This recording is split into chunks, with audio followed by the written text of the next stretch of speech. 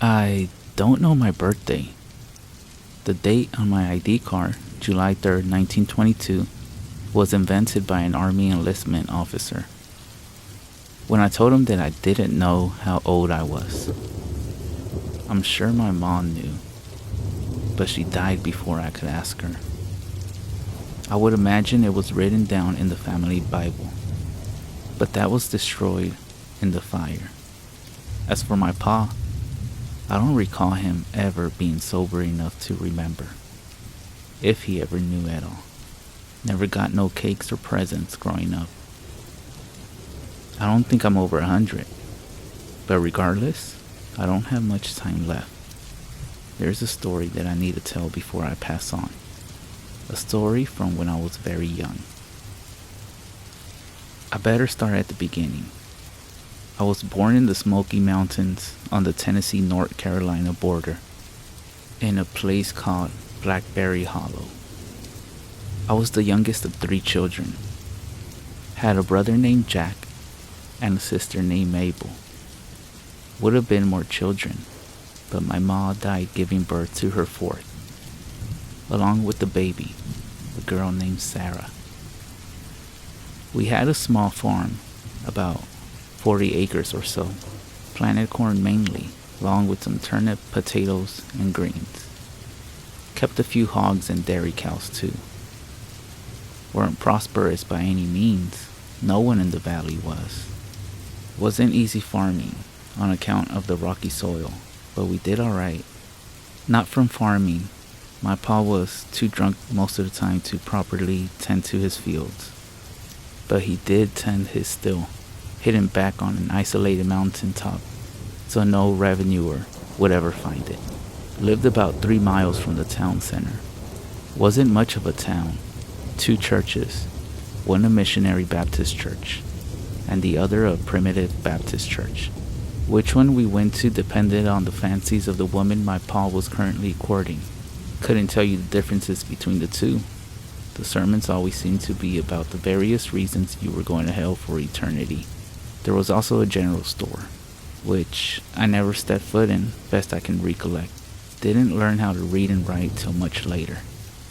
And that was it for the town. As I said, it wasn't much. The town is now long gone. The government bought it up to form the Great Smoky Mountains National Park. Heard that some of the buildings survived. Can't confirm that. Never been back to check. And never will, after what happened there. Now, as you can probably imagine, there wasn't no doctor in the town. The nearest would have been a good 30 miles away in the county seat. That would be a day's journey at least, over narrow mountain roads. No one had any cars in the valley back then, for even if they could afford them, there was no way for them to traverse the rocky path. So what you did when you were ill was go see the witch, Ma McDermott. Now, Ma McDermott looked like a hag from a fairy tale. She was nothing but skin and bones, her skin so thin and pulled so taut that it looked like her skull would burst through at any moment. Her bony fingers seemed to be twice the length of a normal man's and were capped with long, pointy, yellow nails. She walked stooped over, with the help of a hickory stick nearly twice her height. Strangest of all were her eyes, pale yellow like a daffodil. It was rumored that she was over 200, and I believed it. She had a small shack back in the woods behind the general store. Here she saw her patients. She could set a fracture, dispense a herbal remedy for morning sickness or the ague, and rub a salve on a burn. She knew some midwifery. In many ways, she was like the hundreds of other folk healers who practice in the mountain towns. But she was rumored to have a dark secret. There was an abandoned grist mill deep in the woods, probably about 5 miles from the family farm. It was said that there, Ma McDermott practiced black magic, seance with evil spirits, and even called forth the devil. All of the children of the hollow knew to avoid that place. My pa, who, given his near constant state of inebriation, didn't teach me much of nothing, warned me multiple times to avoid the old mill, and I listened until one night. It all started the day my brother Jack died. Believe it was March, for I remember the fields were aflame, the farmers burning them to clear out the weeds and debris prior to the first planting. Jack and I were playing hide and seek. I was still counting down when I heard screams coming from the silo. I ran over and saw Jack up to his waist in grain, his arms flailing, being sucked down like it was quicksand. A few seconds later, he was completely submerged. My pa told me to run to a neighboring farm to get some help. He, along with 3 other men, spent hours scooping out the corn until they pulled out my brother. His body looked so peaceful, like he was asleep. But even as a young boy, no more than 5 or 6, I knew he was dead. I never recall seeing my pa cry, but he was clearly grieving. He became catatonic, lying in bed all day, not getting up except to get more whiskey. It was up to Mabel and me to feed the hogs, milk the cows. We should have been plowing, getting ready to plant, but we were too young to do that by ourselves. Finally, about a week after the accident, my pa finally got up. I remember riding into town, dressed all in black. I don't remember the service, but I remember the burial. As the preacher man was reading some psalm, I heard footsteps behind me. I looked behind and saw Mom McDermott standing right behind me, grinning from ear to ear, like a mad woman. Before I could scream, she vanished into the thin air. Later that afternoon, I decided to go fishing, hoping to get the image of the witch out of my mind. Just had a little bamboo pole, but I was determined to catch a nice big rainbow trout and bring it home for dinner, hoping that it would cheer Pa up. I fished for hours, going downstream further than I ever had. All I got was a few nibbles. I sat back empty-handed, taking what I thought was a shortcut through the woods. The darkness snuck upon me, and I soon realized I was hopelessly lost. The temperature was dropping rapidly, as it does in the mountains, and I had on just a thin coat. I kept walking aimlessly, praying that I would find my way, when in the distance, I saw a little bit of golden light. I ran towards it. As I got closer, I realized it was an old mill, the big water wheel having split right into 2. Freezing, I began to run to the door, when what I saw through one of the windows stopped me in my tracks. Propped up in a chair was my brother. The top of his skull cleanly sliced off and set down on a long wooden table in front of him. Also, in the table were various vats containing chemicals of different colors, copper wires running between them.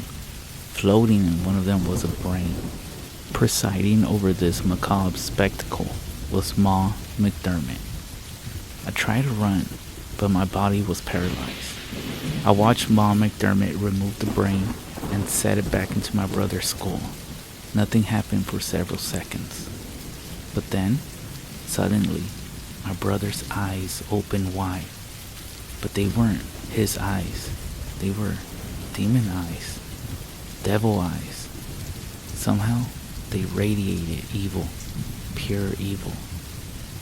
Ma McDermott looked up at me. The same grin on her face that she had at the burial. She started cackling. I ran. I didn't know which direction I was headed. I just ran. Away from the mill. Away from the witch. I kept running, even though my legs had long ago given out. Even though my heart was pounding harder than I knew it could. Never once looked behind me. For I knew I would see the witch, riding her hickory stick, cackling, grinning from ear to ear. Eventually, after what seemed like hours, I came out onto the main road that led from the town to my farm. I didn't take a rest, but kept running, all the way back to the farm. My sister was at the door, crying. I hugged her for the last time and went upstairs and tried to wake my pa, but he was passed out from the drink. I told my sister that Mom McDermott was after us, what I saw, but she didn't believe me and went to bed. I made sure that all the doors and windows were locked and got my pa's hunting rifle out. I sat by the front door, the gun, which would have been too heavy for me to aim, resting on my lap. I must have fallen asleep, for I awoke to my pa shaking me. He picked me up and rushed us outside before running back in for my sister.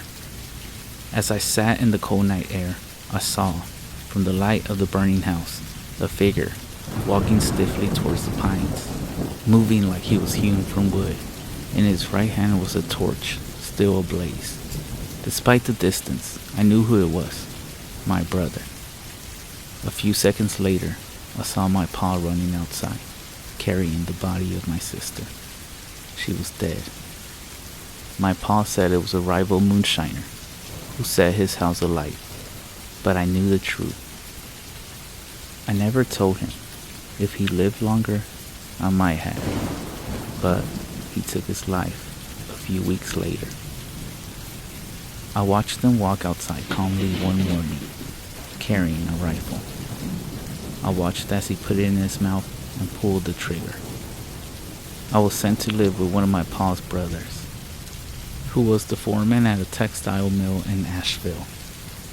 For years, I had nightmares that Mom McDermott, or my brother, or what was once him, would show up in the night at my window to snatch me away, but they never came. For my whole life, I have wondered what was Mom McDermott doing with my brother's corpse, what her motive was.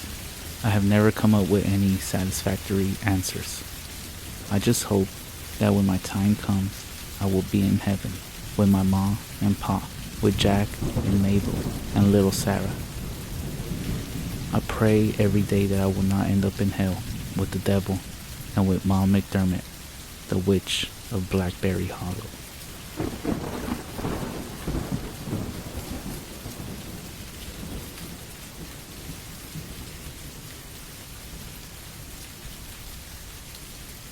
So I never had a Ouija board experience because I was always told to never play with them.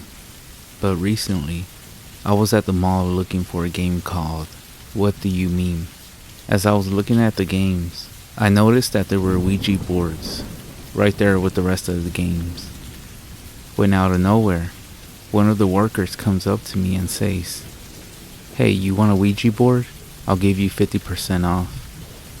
He seemed very adamant, like your typical salesperson, but something about him just didn't seem right. I don't even know where he came from. It seemed like he just popped up out of nowhere. But he was wearing a worker's uniform, so I assumed he worked there. I responded with, "No thanks, I'm not looking for a Ouija board." And then he just walks away to the back room. I thought it was weird though, because I was looking at the board games, and the Ouija boards were about 3-4 feet away from me. And to finish it off, the Ouija boards were like 30 plus, and I didn't see a 50% off sign anywhere. The whole situation was weird. I mean, I did have enough money if they were 50% off, but still, I wasn't looking for a Ouija board. I needed this What Do You Mean game to play with my family. As I got the game that I was looking for, I went to the cashier to check out, and as I was walking out the store, I didn't see that employee that had told me about the 50% off. I turned back, and I saw him. He was just standing at the back of the store, looking at me in a real creepy way. Once I got home, I told my family about the whole situation at the store, and a few of them said that it was most likely the devil or a demon trying to get me to buy it. It's weird, I know, but I wanted to share the story with everyone to see what everyone thinks about this and what you would have done in this situation.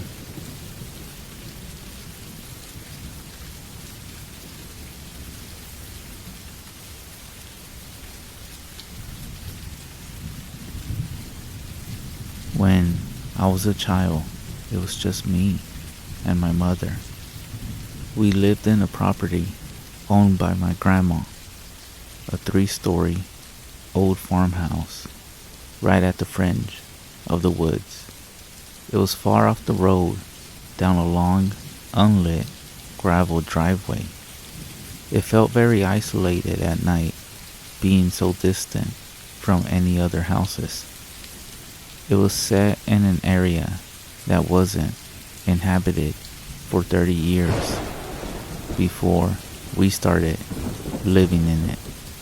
Quite often, I was a fairly rambunctious child, so while my mom went off to work, I would occasionally skip the morning bus to school and stay home alone all day.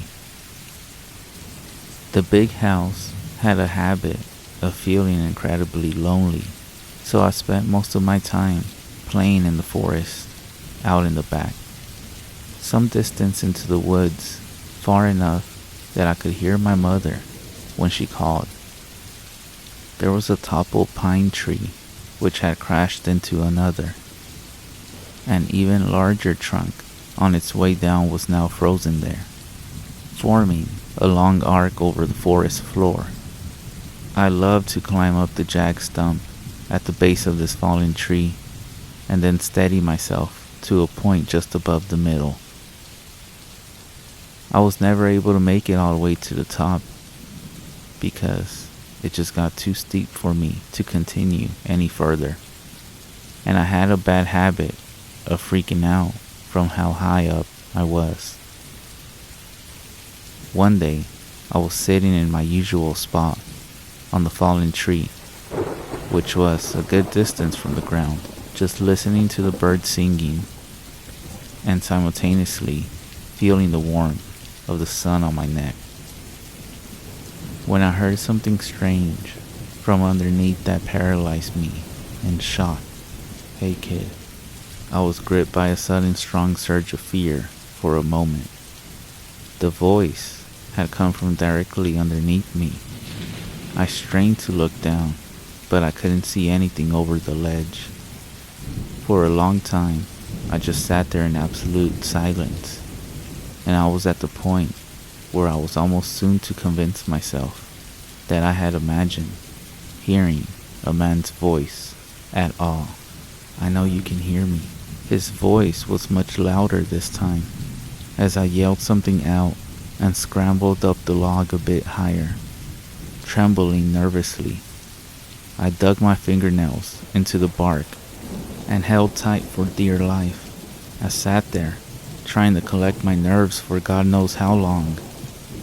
Even though I couldn't see it, the presence of the thing underneath me was still clear, was much softer and more cautious this time, and when I listened closely, I swear I could hear the faintest echo of a human breathing. Gathering all my courage, I vowed to prove to myself that it was all my imagination by leaning over the ledge as far as I possibly could without slipping right off. Digging hard into the bark behind me, I stretched out along my arms and peered over, getting a full view of the empty forest floor and undergrowth, when suddenly, "Come down here or I'll come up and grab you." It was so loud. It was as if it was being screamed right in my face. I released my grip on the tree in fright and plunged off the platform. I was saved only by grabbing a nearby branch, and for one awful second, my bare legs dangled in the cool air. When I pulled myself up, I ran at full speed to the top of the collapsed pine, to the point I had never reached before.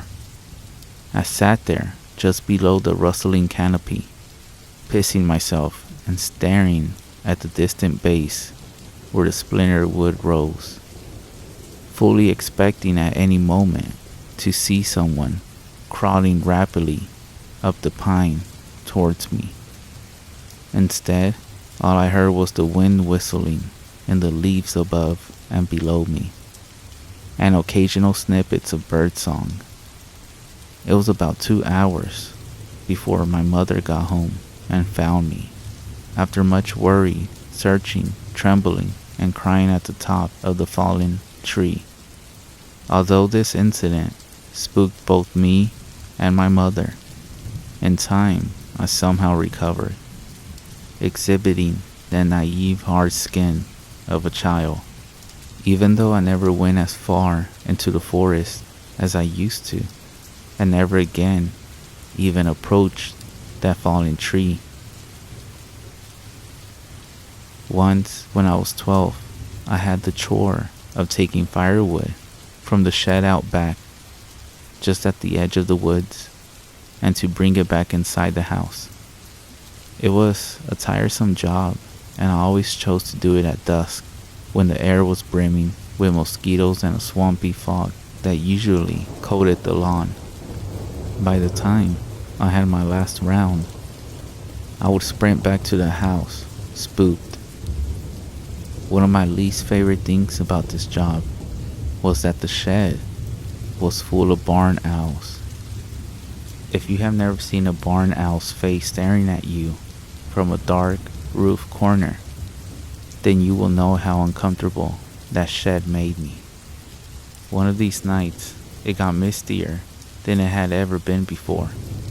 A thick silver fog covered everything and limited my line of sight to a short sphere around me. Even though the shed wasn't far from the house, I found myself feeling disoriented, and more than once, I walked in the wrong direction, both times for some reason, walking straight into the woods. By the time I had reached my last load, it was too foggy to see the street. My eyes stung in the moisture, and it made my vision blur. Lurching forward, I managed to walk headfirst into a tree. Doubling over and dropping all of the wood I was bundling onto my feet with a hard crunch. As I went to pick them up, with my foot throbbing pretty hard, I realized that the ground was too misty for me to see my own knees. I decided to head to the house since we had more than enough wood for one night. However, it was getting to be pretty dark, and I couldn't make out any signs of which direction I was heading in.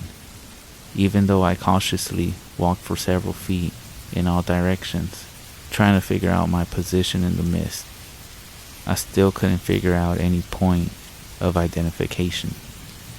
I couldn't even locate the fence or the gate, and the more I walked, the more I seemed to stumble into trees, pine needles, and mud crunching under my feet instead.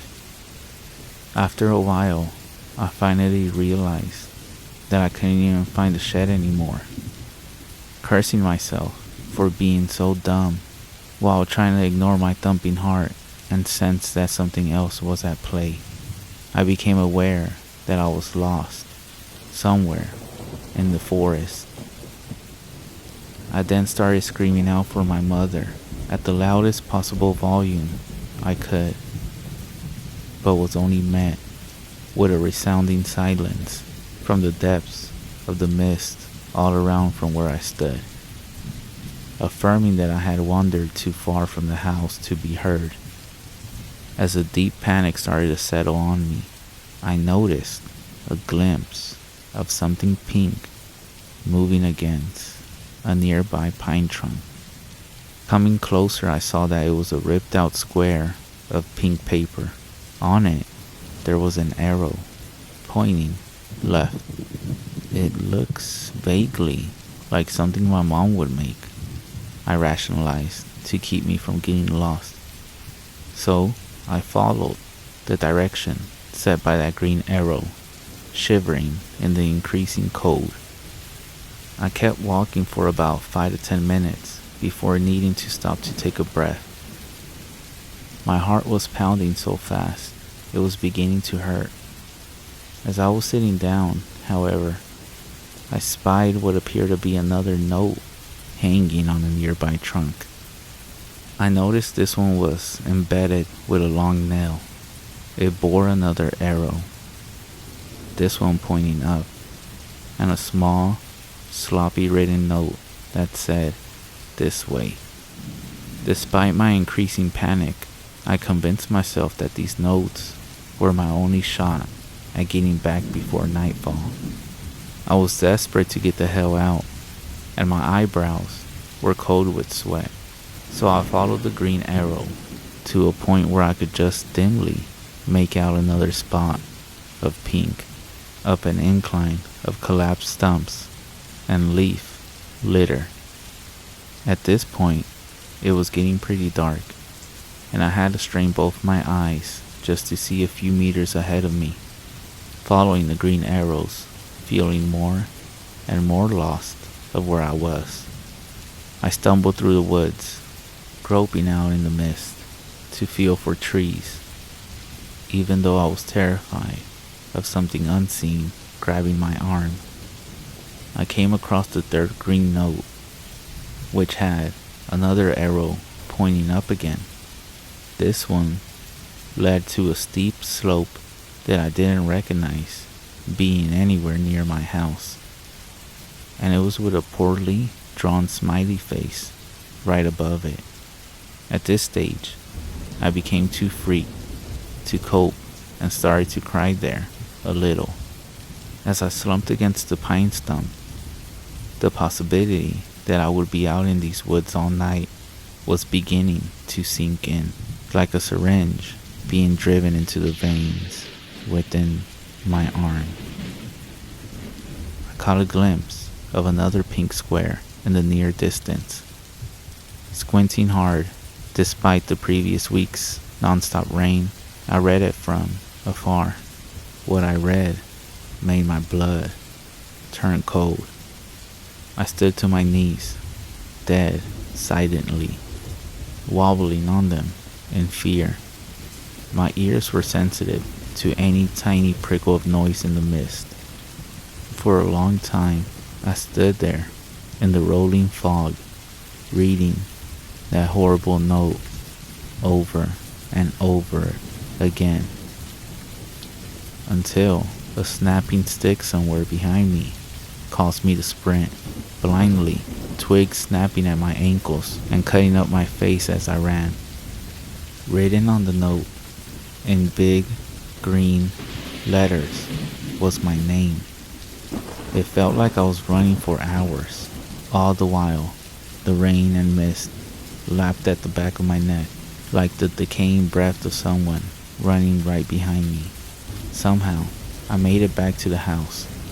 All the lights were off, and I struggled to find the keys for a moment.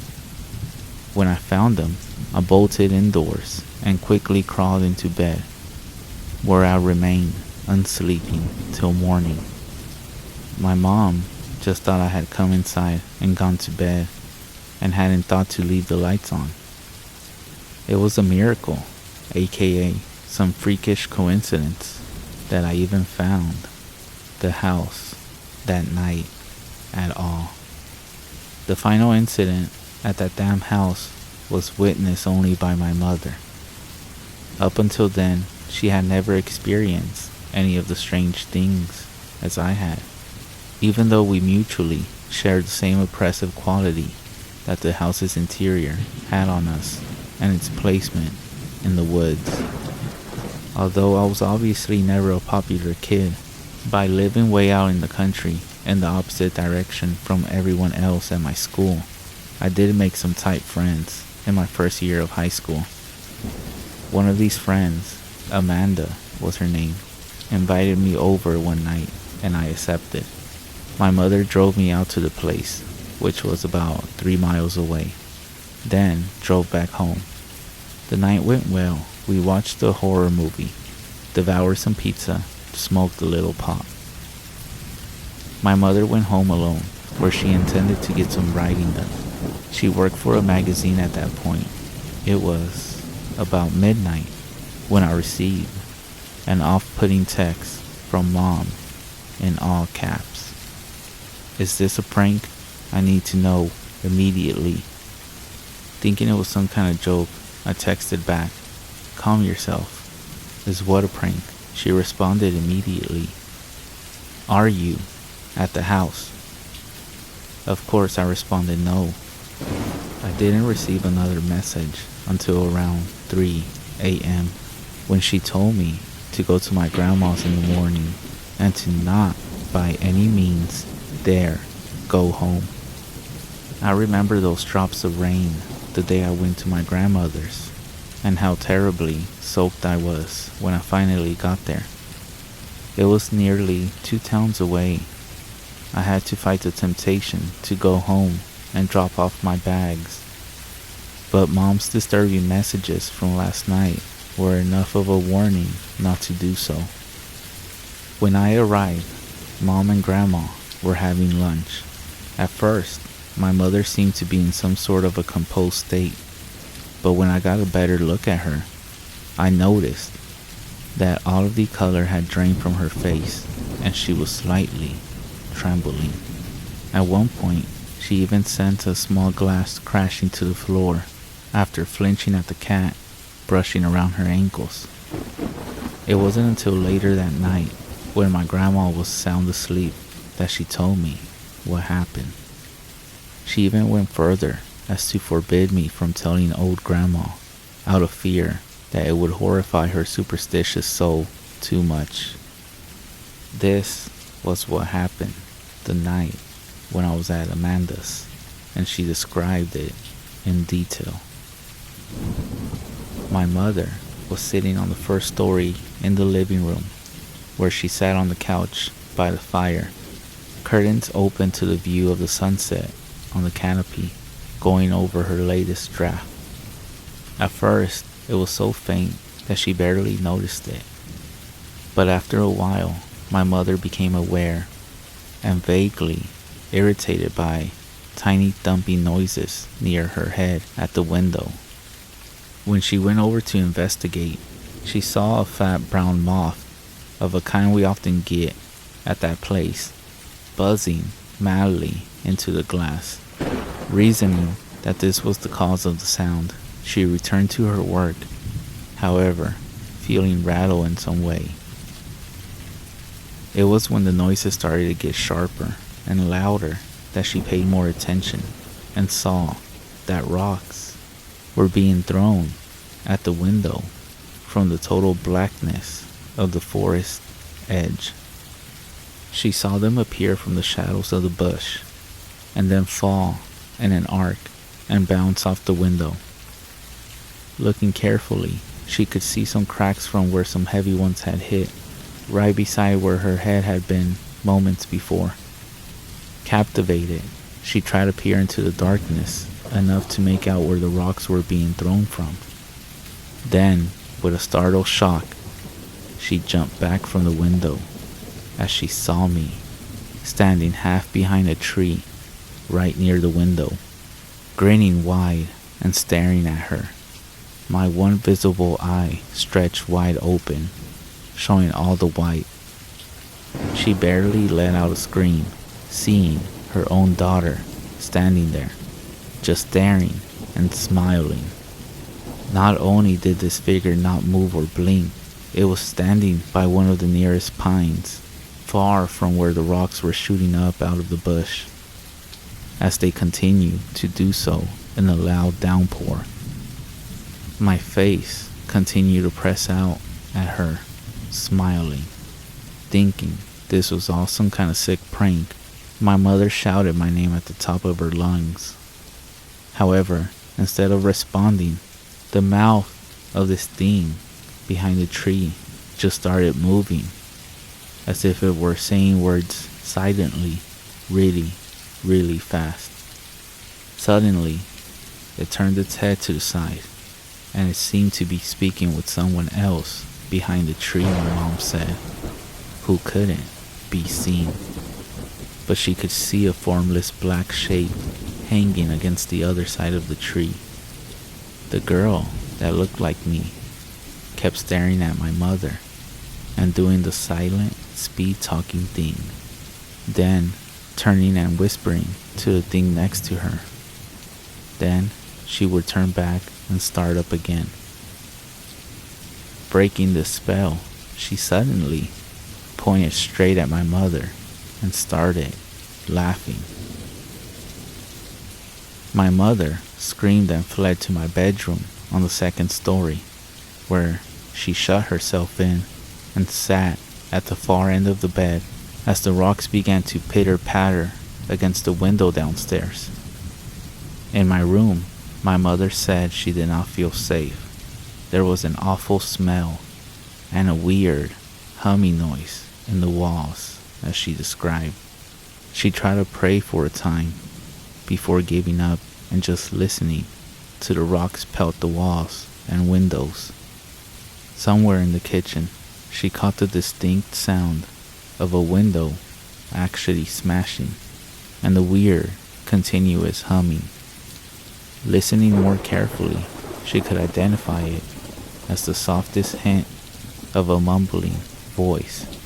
In absolute horror, she recognized the voice, and then, too afraid to look, she tilted her head up to the closet door, where an awful, white face could be seen staring right at her, with its mouth contorting and gaping in what sounded like Heidi sped up whispering. The closet door was only a meter from my mother. It then started to open slowly. My mother immediately bolted to the door, only to fumble with the lock as bigger and bigger rocks came crashing through the window, which burst apart in a spray of glass shards before finally getting out. Running out the house, completely keeping her eyes off the woods, getting into her vehicle and driving off. She said that she glanced back right at the end of the drive, and she saw two unmistakable human forms standing at my broken bedroom window, watching as her vehicle got further and further away from our house. This would be their final farewell, as my mother never stepped foot in that place again. As my mother told this story, she broke down into tears. I didn't doubt her, and I still don't. I truly believe that she experienced what she said she did. It was also quite clear that we were done living in that house for once and for all. I only went back once with my dad, who I rarely see now. He came from another state to help us move. Mom had already found a place in town and moved in. My dad and I just loaded up his truck with all that was left inside there. It was silent, sunny morning when we removed all the stuff and emptied the place. I wish I could say there was some closure, some final spooking to cap it all off, but there wasn't. It was just a relief to be out of there. There are, however, two things that I have to mention. When we checked the house for any signs of intruders, we found that several windows, including one in my bedroom and the kitchen, had been smashed and rocks were lying on the floor. 2. Dad went out into the trees for a bit to take a leak. When he came back, he asked me how long we had the swing set for. Needless to say, we never had a swing set, so I was fairly unsettled to discover that in the week since we had been gone, someone had assembled a rope swing set from one of the highest branches of the old pine over the ridge, against which was the fallen log I had stopped climbing many years ago. It was obviously new rope and a nicely polished, sanded down wooden set. Dad, wanting to keep my mind from recent events, said that a neighbor maybe set it up, not realizing it was on our property. Of course, he knew as well as I did that we had no neighbors for at least a mile in any direction. There were no houses in all that space, and never in my time living there did I ever see any other signs of humans living. But I let it all go and was pleased enough just to say good riddance to that horrible place as we drove off for good. For the most part, I found it best to try and forget what happened at that place. Sometimes I just can't help but ponder it, even though it's been long enough now that I no longer feel scared talking about it, but for a long while I couldn't. My grandma just recently sold the house to a new family, that being a young couple and their little son. shortly after we moved out. Despite my mother's desperate insistence that it be left empty, now she refuses to talk about what happened altogether. I'm less anxious about it, even though sometimes I can't help but let my imagination get the better of me. All I can do is think of that old house, the fallen down tree, the new family that moved in, and the swing out back, gently spinning in the breeze, as that little boy toddles, obviously, towards it.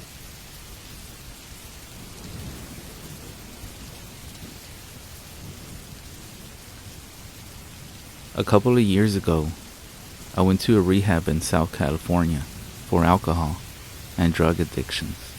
My family and friends were beginning to worry about me a lot, so if anything, I did it more for them than for me.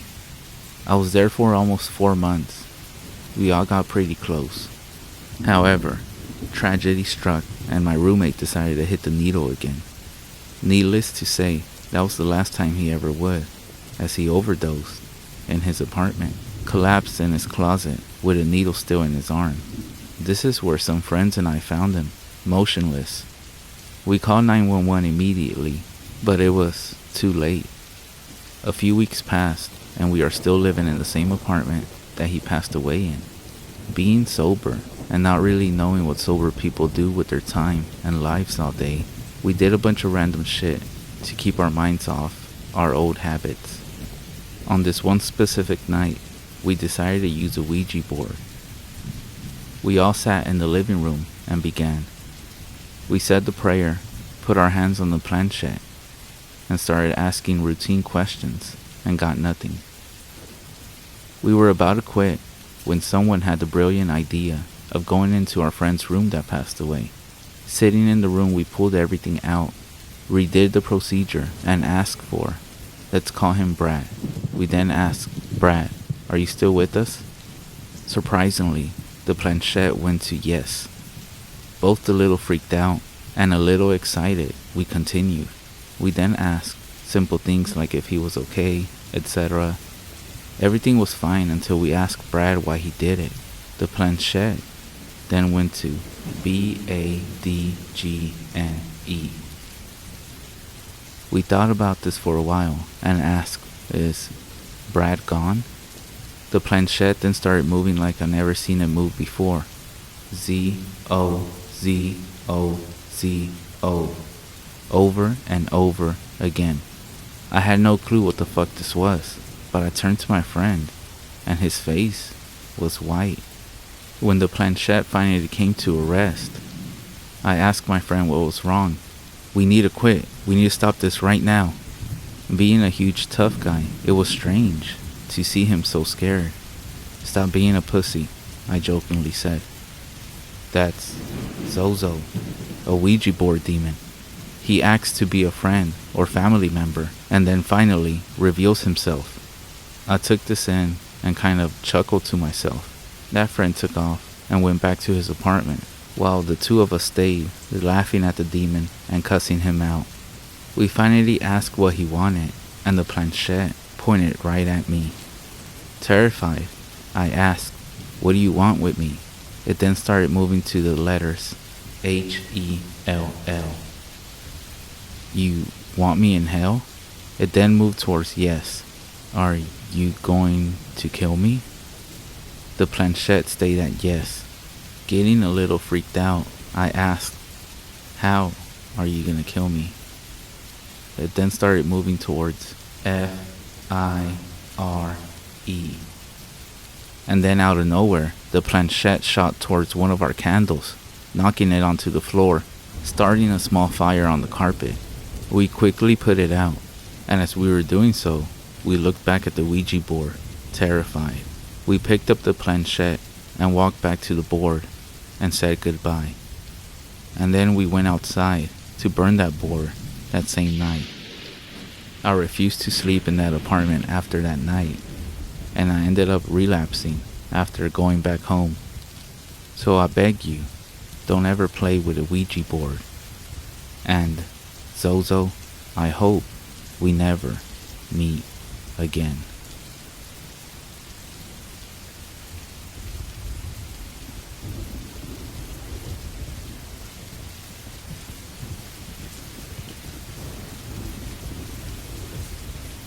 Someone, please. I don't know what to do. I try to tell my wife about this, but she's a science teacher, and thanks to my history of practical jokes, she thinks I'm just kidding. There's something stalking me.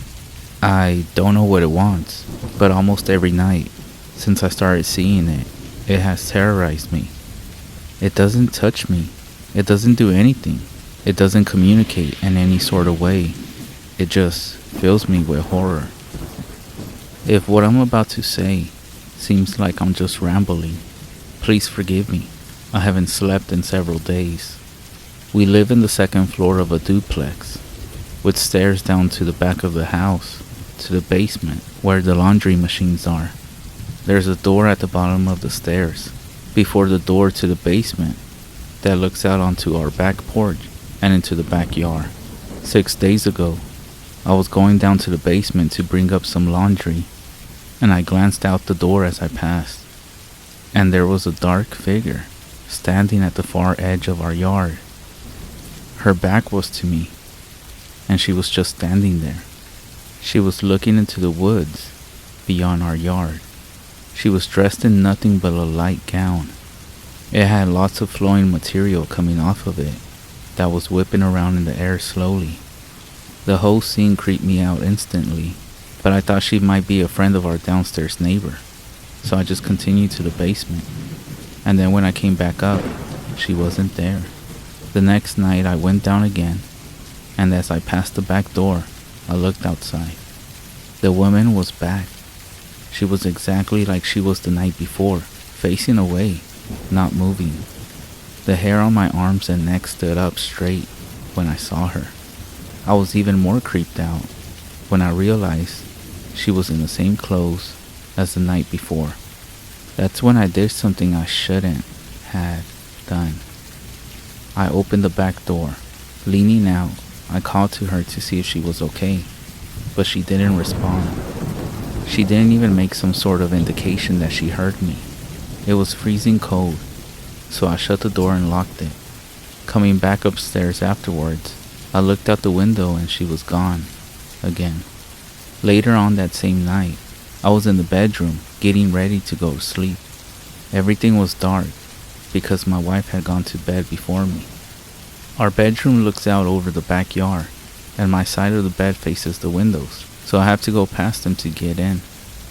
As I was doing so, I got that same deep dread feeling in my stomach that I had gotten the first time I saw the figure in the backyard. Something compelled me to hesitate by the windows. My hands were shaking as I pulled the curtain back a bit and looked through the shades into the backyard. It was a clear night, so the backyard wasn't shrouded in darkness. And there she was.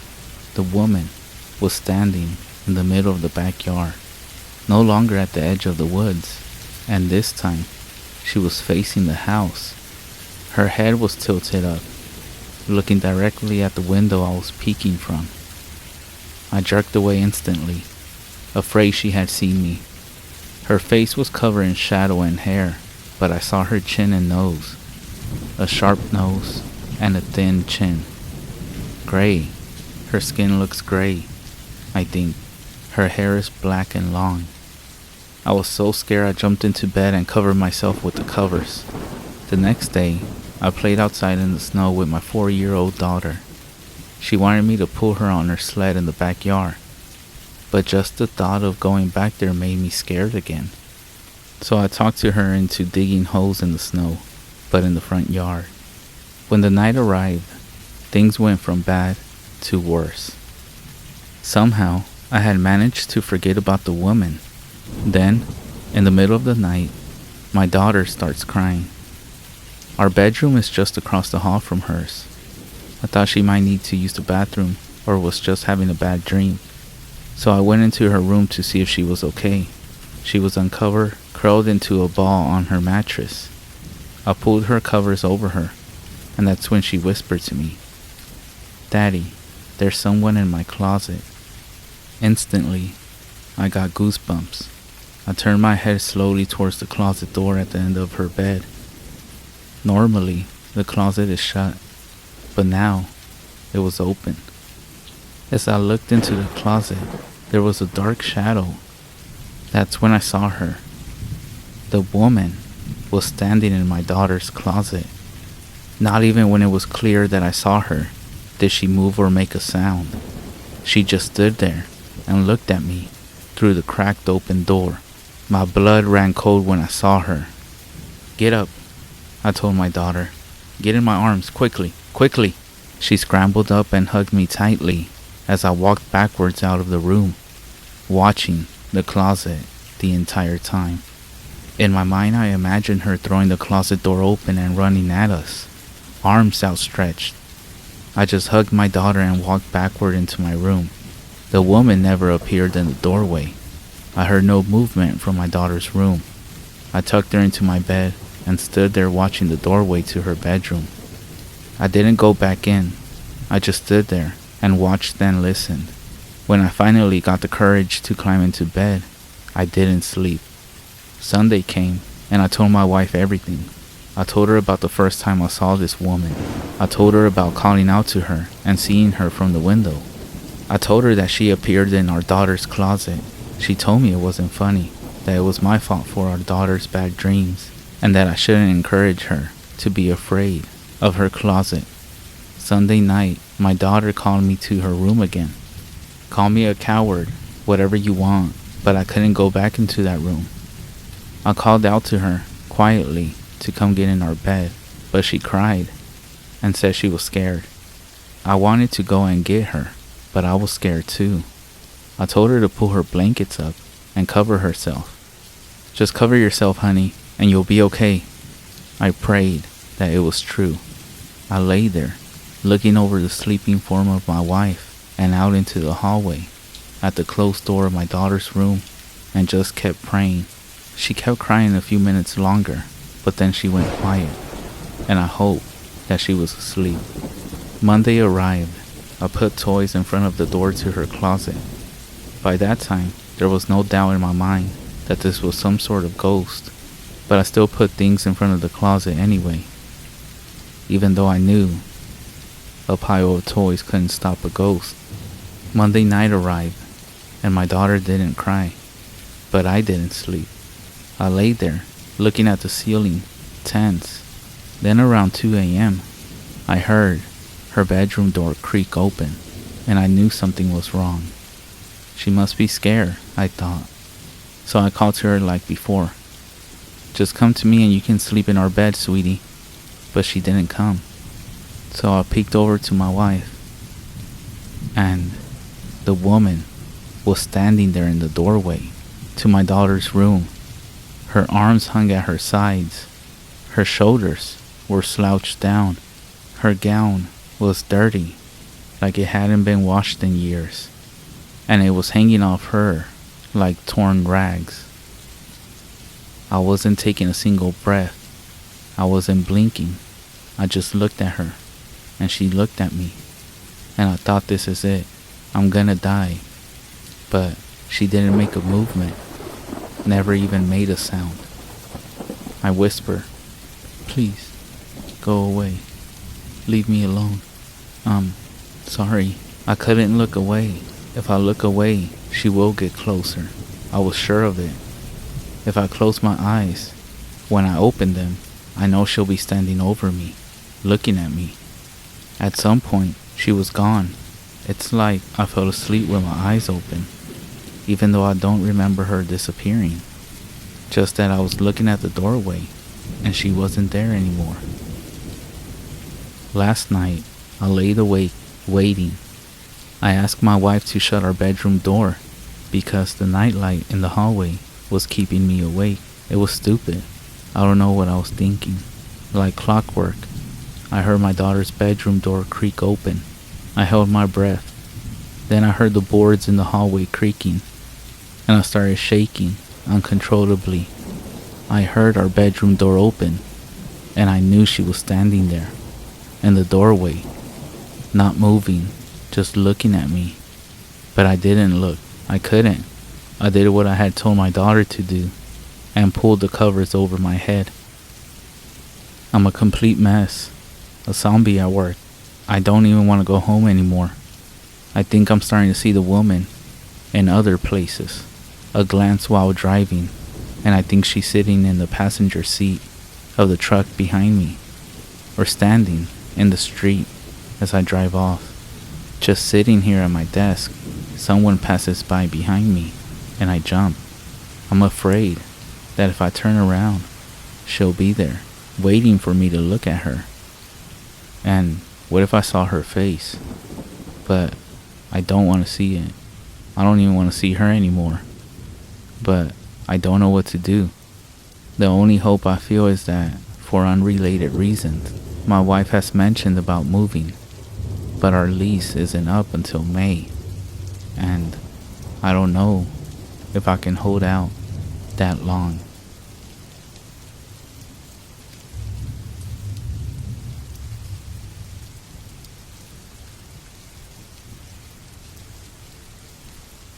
This is not something that happened to me, but to my husband and his mother. When he was 10 years old, we will call him Brett. His mother we will call Kim, and my brother-in-law we will call Mike. My husband moved around a lot when he was growing up. Kim was a single mother who left an alcoholic and abusive husband. Mike was an introvert, and my husband Brett was an outgoing all-American boy who always had to be doing something. They lived in 5 different homes and apartments in the same city, but the one mentioned the most is a 2-story home that was for rent on Maple Crest Drive. A week after they moved in, small things started to happen. Things would get moved, water in the sinks would start running, and the lights would flicker on and off. They had electricians come in, plumbers, etc., but they never found anything wrong. Things went on in this odd way for a while, but then more things started happening, like stomping on the stairs, appliances coming on by themselves, and shadows moving down the hall, passing their bedroom doors. Then about 6 months from the time that they moved in, the shadows started coming into the bedrooms. Brett often woke up to something moving in the corner of his room. He said one night he was sleeping with his hand over the bed, and something bit it. He also said that he would hear whispers, but they did not come in clear enough for him to understand. But the scariest things would happen to Kim. One night, she woke up feeling like she was being choked, but there was no one else in the room. She would be cleaning, and something would pull her hair. But she said that the scariest night was the night she was dragged down the hallway and down the stairs. Everyone thought that she was crazy. They didn't see the scratches, or the bruises, or the mental strain that Kim was going through. She then went to the library and got this book on the paranormal. The book instructed to put flour or baby powder on the floor. The first night nothing happened, but the second night there were prints in the flour. They looked like what a gorilla's fist looked like if you made it longer and put talons on the end. The next morning they packed their bags and moved into a women's shelter. They never figured out what it was. All they knew was that Kim and Brett were being haunted, and whatever it was leaving Mike alone.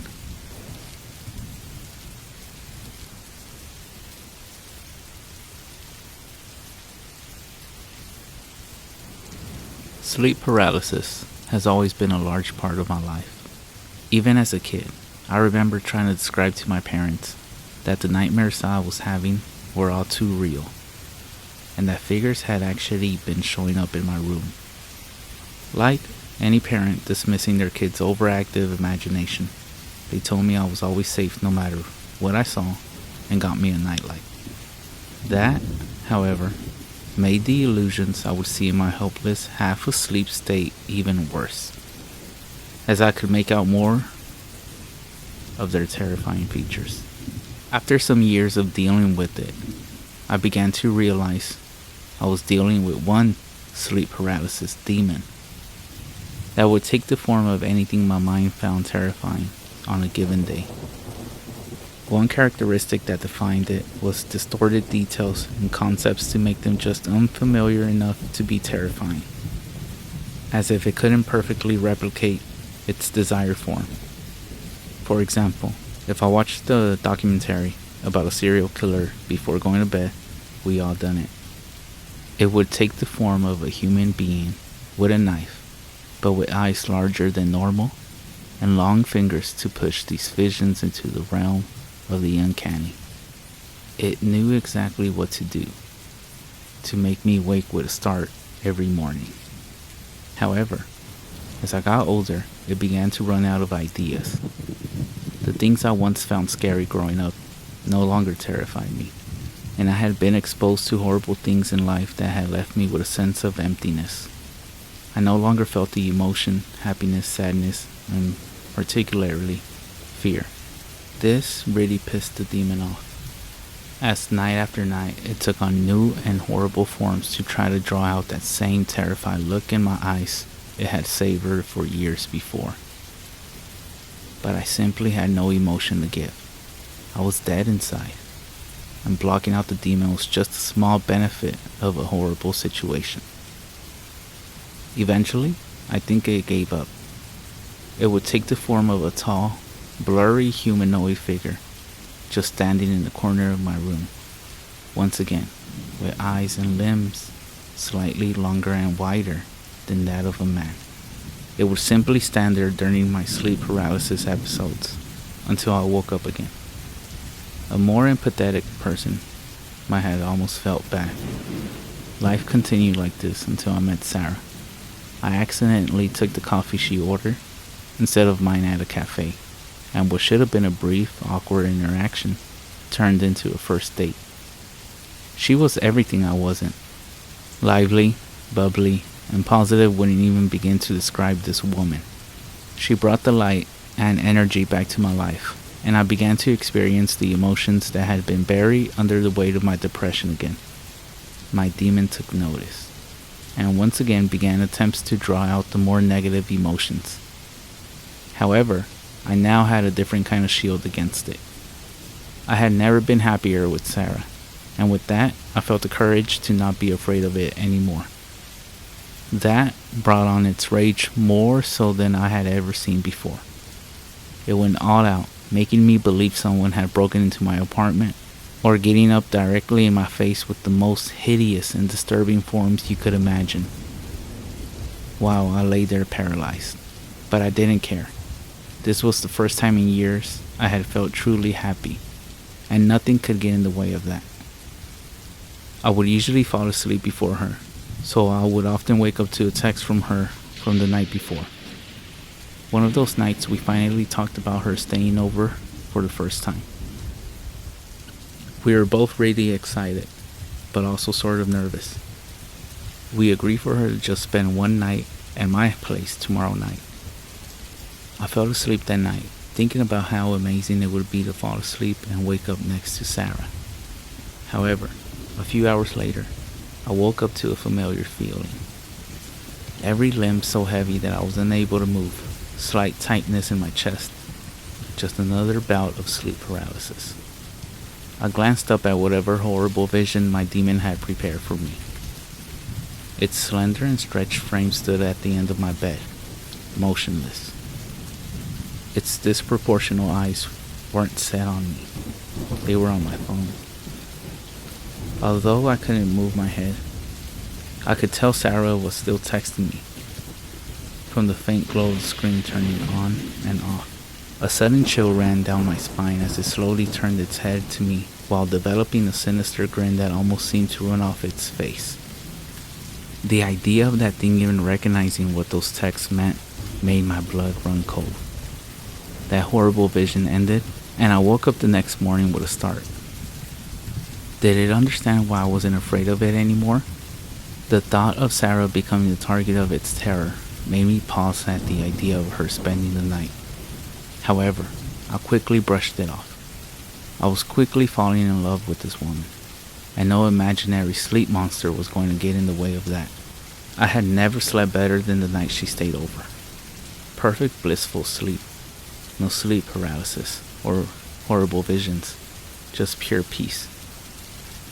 I should have known it was too good to be true. Sarah started texting me less. When we went on dates or I talked to her, she looked and sounded more tired than usual.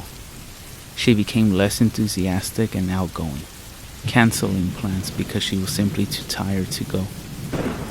I thought it was something I had done. Maybe we moved too fast in having her stay over.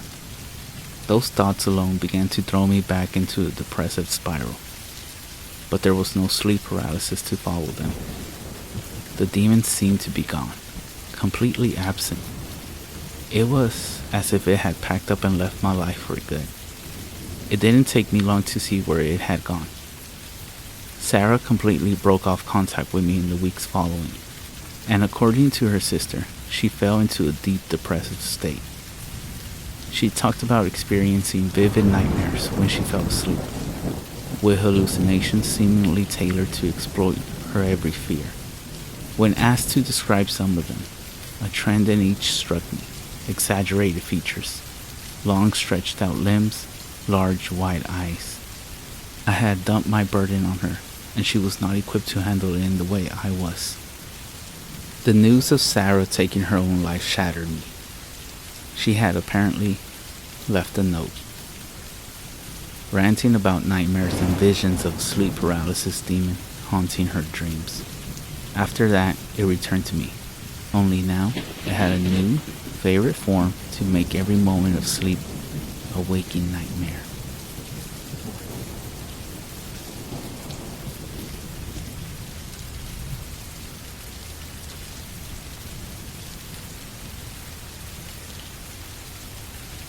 This story happened on October of 2004, back when I was still a third-year high school student. My friends and I stuck around the school late at night after having our annual Halloween party. We had agreed to try out my friend's Ouija board. It wasn't the brightest idea, but we needed a thrill. We found a nice spot under a huge tree and proceeded with our half-assed ritual. It was a total of 5 of us, 2 boys and 3 girls, and we were expecting some kind of paranormal contact. Rumors had it that our school was haunted, but we never really experienced anything firsthand, and it was Halloween when all the spirits came out to play, so we all wanted to get spooked. Also, we never seen a Ouija board firsthand before, so we were pretty excited. Our school was an old Spanish colonial house, built in the 1800s when the Spaniards still occupied the Philippines. We were in a section of the school that doesn't get used often, located beside a creepy old Jesuit house. People only go there when they needed to use the restroom, store equipment on one of the sheds, or make out with their boyfriend or girlfriends. We sat down in the middle of an open space, with only an exposed light nearby illuminating the surroundings. We were all having a laugh, scaring each other with what-if scenarios. It was your typical dumb kids doing dumb things. My friend who brought the Ouija board then placed it in the middle of our circle. If I remember correctly, it was the glow-in-the-dark one, which we found hilarious. But it gave us the chance to see what was in the dark. Not knowing what to do, and going after what we seen in the movies, we all then began to place our index finger. We sat there looking at each other, until one of us said, okay, what's next? We didn't know if there was a proper way to start the ritual. Plus, the board didn't come with instructions, so we decided to just throw in a question. Is anyone there? I called out into the darkness. If there are spirits living here, please talk to us. One of the girls joined in. We obviously had no idea what we were doing. Still, nothing. Not even the slightest bit of wind. One of my friends jerked the planchette, and the girl who brought the Ouija board screamed, breaking the silence. We all laughed at how ridiculous it was. After a bit of joking around, we decided to give it another chance. We all placed our index fingers on the planchette once more and asked, if there's anyone there, we would like to make contact. Don't break the circle. One of my friends jokingly said. "Shut up," I whispered. We were just about ready to give up when the wind started to pick up. The stillness broke and the darkness around us seemed to move. Just a coincidence, we thought. "Okay, but don't break the circle," I told everybody. "Is anyone there?" I was actually pretty excited. It was like a scene from a movie with dirt and leaves swirling around us. "Guys, I'm scared," my friend sitting beside me said. "My mom warned me about playing with forces we don't know." "Did you die here? Were you killed during the war? Are you the headless priest? Do you know Jose Rizal? Are you a hottie?" My friend giggled. At this point, we were all throwing random stupid questions, but nothing. "This is bullshit. I don't want to do this anymore," my friend said. We were all thinking the same as well. Just then, a group of dogs from the neighboring house started barking at us through the chain link fence. These 6 dogs were growling and showing teeth. We all screamed and without finishing the ritual, ran right out of there.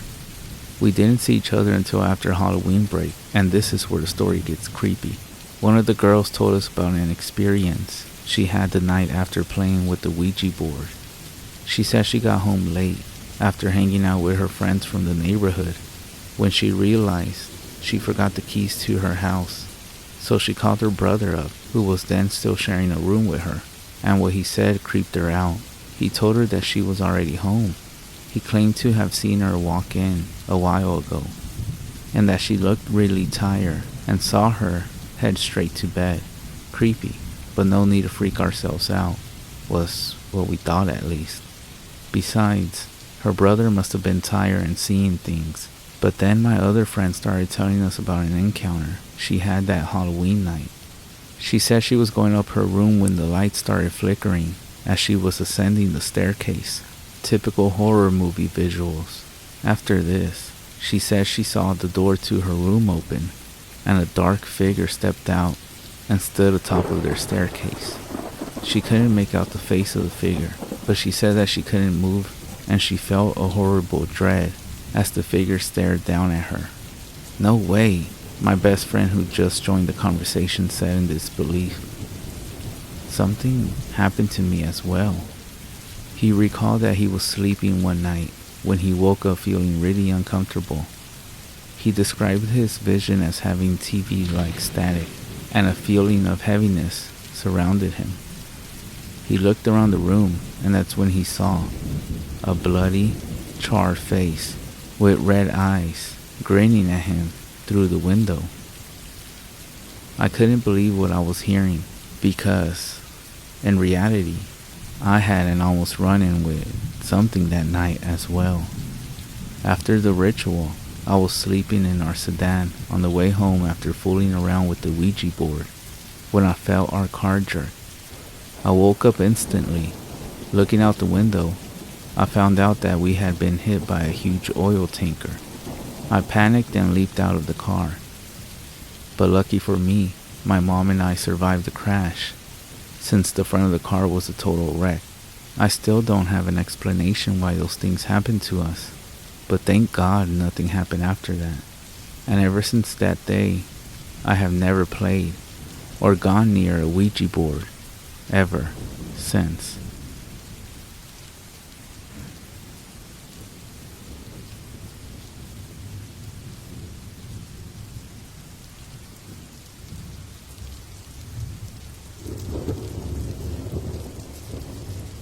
About 8 years ago, my dad did woodwork and refurbished an old 1800s wardrobe, and he decided it would look good in their bedroom, which it actually did.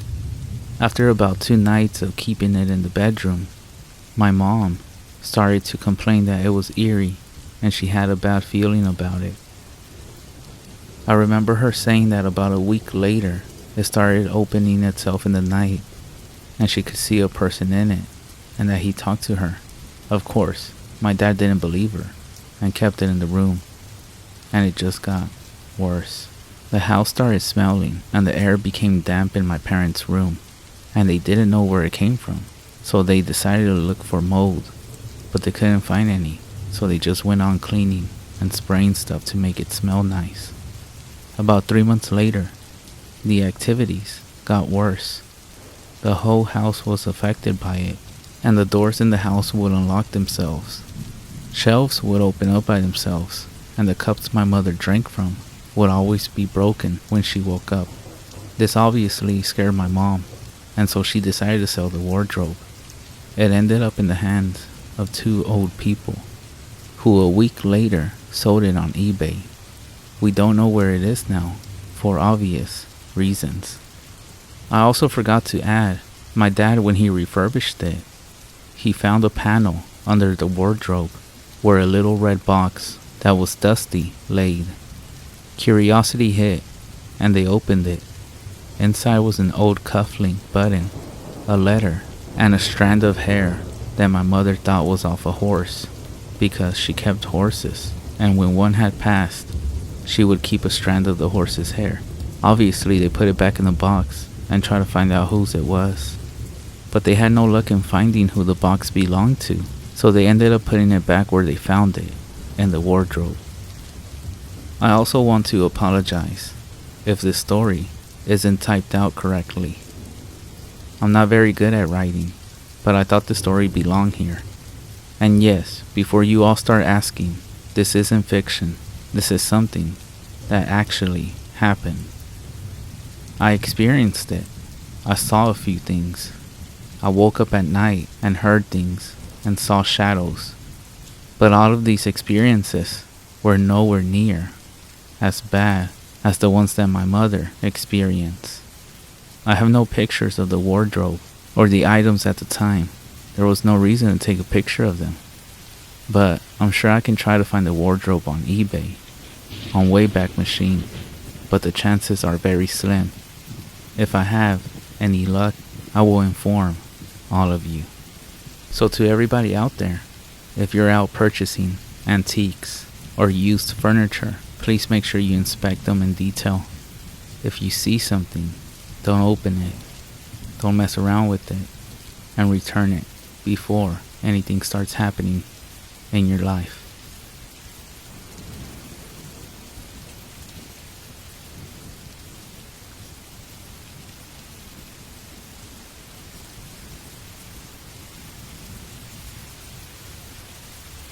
Most people, when they tell stories of Ouija boards, it's when something terrible happens, like a demon possessing a friend, or somehow a ghost begins to haunt someone's home. Yet my story is kinda different. I'll start off with saying that this happened when I was in 9th grade. My friend had gotten a Ouija board for her birthday from her cousin, and my friends and I were dying to play. We told our friend, who I'll name Catherine for the sake of the story, to wait until we all got together to play the board. Our parents then drove us over to Catherine's house on a Friday after school, so we could hang out and spend the night. None of us told our parents about what we were planning to do, since all of us came from strict religious backgrounds. We ate dinner and we also got in our pool, then got out the rules for the board, and we set everything up. The door had been shut, the ceiling fan was turned on full speed to drown out our questions, and we were all excited about what we were about to experience. There were 4 of us there, including me, Catherine, Jackie, and Beth. We sat in a tight circle around the board, and we all nervously set our hands on the planchette. Beth greeted the spirit who owned the board once we touched it, and we all started giggling. None of us really believed in spirits, so we weren't too worried about the planchette, quote, moving, or something in the room breaking. The first question was asked by Jackie, who asked if there was anyone there. The planchette didn't move, and again my friends and I started laughing. Catherine then asked the question, "What is your name?" Suddenly, the planchette started sliding across the board. We were all freaked out, and Jackie even screamed. Catherine started asking who was moving the piece. She got kinda angry and started watching the planchette with disgust on her face. MARTHABANKS.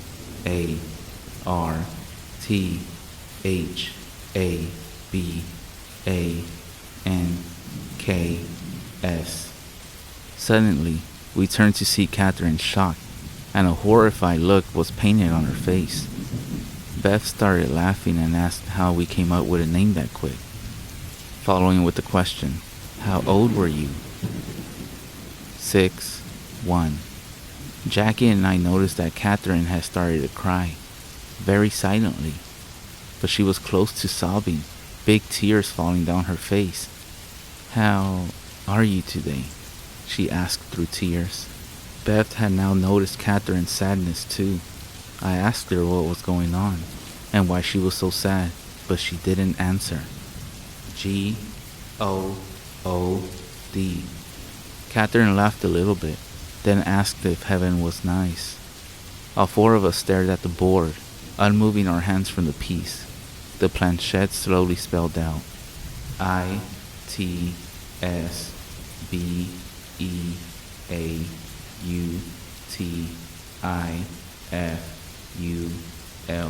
Catherine quickly said goodbye, without any of our consent, before removing her hands from the piece, pulling ours away with hers. The rest of the night she didn't speak of the incident, no matter how many times we asked. Years later, when I was in 12th grade, I had called her up after not speaking to her in a while. I was still friends with Beth, and I had gotten way out of touch with Jackie. I still spoke with Catherine, but not as often as I used to. She had moved away, and she wasn't available to call much. So I finally got her attention one day, and brought up the night where we played her Ouija board, and asked if she still had the board. She told me that she had asked her mom to sell it, since it was taking up space in their storage closet. Yet, Catherine sent another text that got me very curious. "Oh, wait, was that the day I got super upset?" I texted back to confirm her question, and asked her why she was so sad. I now know that Martha Banks was her grandmother, who got a stroke when she was 53, another when she was 57, and the last one when she was 61, which killed her in a couple of days. I know it's a very touchy subject, but Catherine has said that she was almost certain that it was her grandmother. One of the reasons being that a couple of days after all of us had come over, she walked out to the kitchen to get a snack and saw that a picture had fallen down in the living room. When she went to go pick it up, she noticed that all of the pictures that were originally in the room were still there, and that the picture didn't have a frame. She then told me that as soon as she picked up the picture, tears poured from her face. The picture was one of her and her grandmother when she was a little baby. She had never seen it before. This memory always makes me go on the side of Ouija boards when someone says that you shouldn't play. Of course, there are dangers, but taking a risk can allow you to learn a lot of things. And this memory, for Catherine, I think, will allow her to remember that her grandma is safe and happy for all of her days.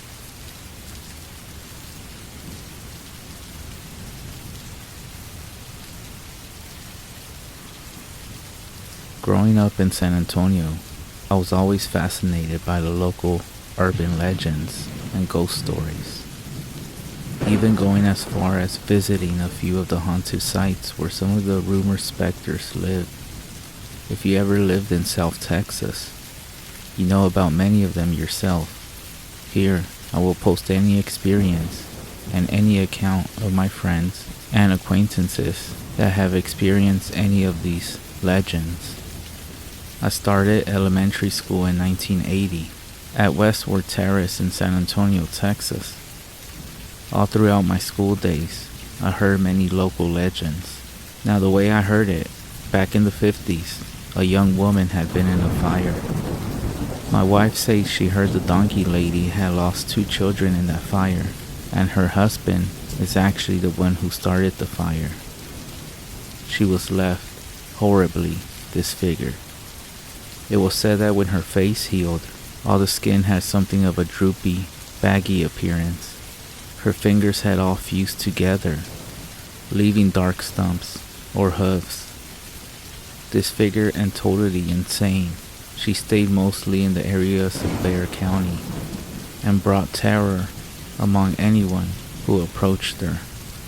As children, when we could stay out late on summer nights, we would all describe what we thought she looked like. We were absolutely positive she waited in the darkness for us to separate so she could pounce on a lone victim, ripping and chewing. You get the idea. Most of the donkey lady stories have faded into memory, but one was a little harder to shake. One of my best friends told me about a cousin who was with his father and brother on a weekend outing. They were going to camp and do a little fishing in a county park. The group pulled up to a weed-infested area off a dirt road and began to make camp. The two boys had the task of unloading the pickup truck while the father found a suitable spot for the tent. While they were unloading the truck, one of the boys heard a rustling in the weeds just ahead of the truck. He told his brother, who in turn called out to their father to come back to the truck. The three of them watched the tall weeds beneath the oaks away from the road bend under the weight of what was apparently a large animal. Then they heard a strange, snorting sound and a high-pitched snarl. The father, not recognizing the sounds coming from this animal, decided they should find another spot to set up camp. The three of them quickly threw the tent, sleeping bags, and gear into the back of their truck. While packing up, the father watched out of the corner of his eye as the weeds shook nearby. Whatever or whoever this was moved away from the trees and began heading for the general area of the road. The father urgently whispered for the boys to get in the truck fast. All three of them were in the truck in a flash, and the father started the truck up. He put the truck into gear and was just pulling out in the road when something fast and large burst out of the weeds and ran at the front of the truck. Seconds later, something bounded up onto their hood and began shrieking at them through the glass. It was the ugliest thing any of them ever saw. They swore it looked like a donkey, but it was mostly human. It then screamed at them more as the truck continued to move away from the weeds and into the road. It used its deformed hands to punch at the windshield and broke it in many places. The father hit the brakes. This thing slid off the hood and onto the dirt road. Throwing the truck into reverse, the father floored the gas pedal and put some distance between them and the thing, backing into the weeds off the road. He then put the truck into first and stepped on it again. Whatever this thing was, it was coming up on them fast. They said it almost looked like a wild animal with an incredible look of rage and hatred in its eyes. The truck sprayed dirt off from the road at the beast as they pulled out, slowing it down just enough for them to get away. The donkey lady had finally dropped back and headed into the weeds. After the story was told, my friend let it be known that he thought it was a nice story. But then he was taken outside and shown the truck. The windshield was almost knocked out, the hood was dented, and its paint was scuffed and scraped. So if you ever visit San Antonio, aside from going to the Riverwalk and many attractions around, and the creepy haunted places, stay away from camping sites. You might just encounter the donkey lady.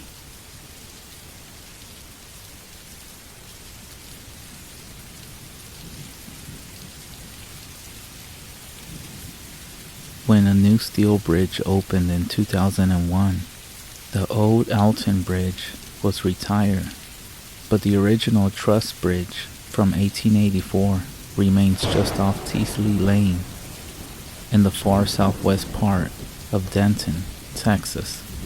People say that when a local goat farmer by the name of Oscar Washburn was murdered on the bridge, he called upon the devil to save him, transform into a demonic satyr.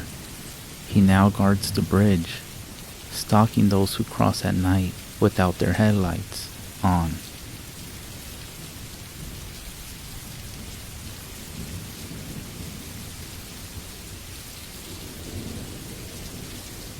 It was a dark, clear night, within a 45-minute drive from Big Sandy, Texas.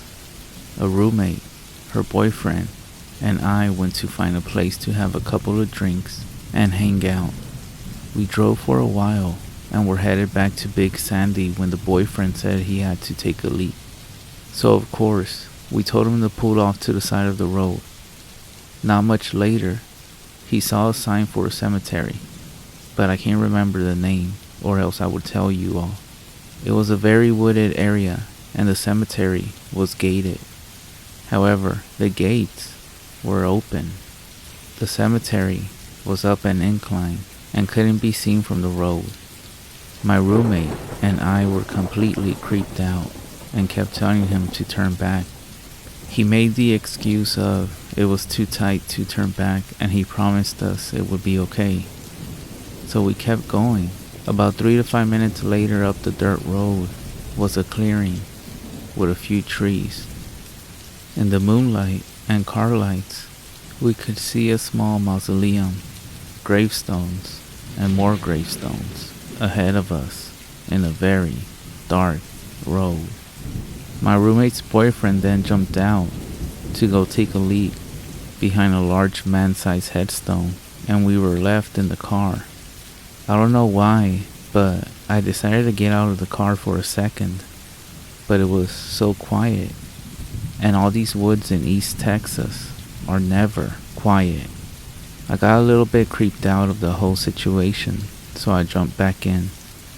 As we were both sitting in the car, waiting for her boyfriend to come back, my roommate then tells me, "Hey, do you see that in front of us?" Mind you, it's pretty dark, but I tell her where, and she points ahead of us, about 50 yards away.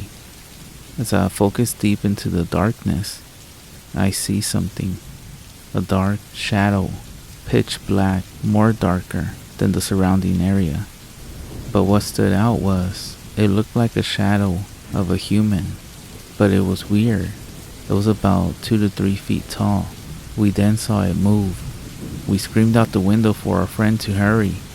In the 5 seconds that it took us to scream, this thing, or creature, started running towards us. As it was getting closer, we were screaming more, and my roommate's boyfriend jumped back in the car. And before he peeled back out, we were going in reverse, and this thing was just standing there. We all saw it, and then it walked away. It disappeared back into the woods to our right. We never saw it on the way back out the cemetery again. Nobody said a single word on the way back. My friends refused to talk about it after, and no one believed me, but I know what I saw, and they know what they saw. However, I do wish I could remember the name of the cemetery so that you all could go as well.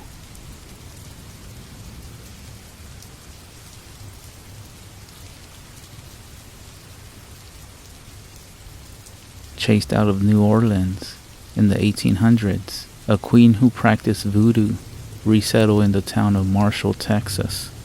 She lived there peacefully, practicing voodoo, until the town's priest, fearful of the occult, killed her on the side of Stagecoach Road. Today, people say that they see somebody walking along the road at night when it's a full moon, carrying shrunken heads and voodoo dolls. People that have seen her on the side of the road claim to be some sort of witch, determined to bring bad luck to anybody that stops by her to help, especially any relative that was involved with the town or with this priest that betrayed her.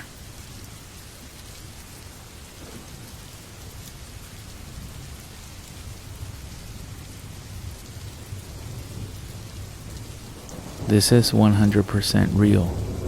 I'm from Abilene, Texas, just under 200 miles west of Dallas. I'm 25, and my older cousin I'm going to mention is 30. We have family in San Antonio that we visit every year in the summer. And when I say I mean my grandmother and her daughters, my mom being one of them, and the rest of her sisters.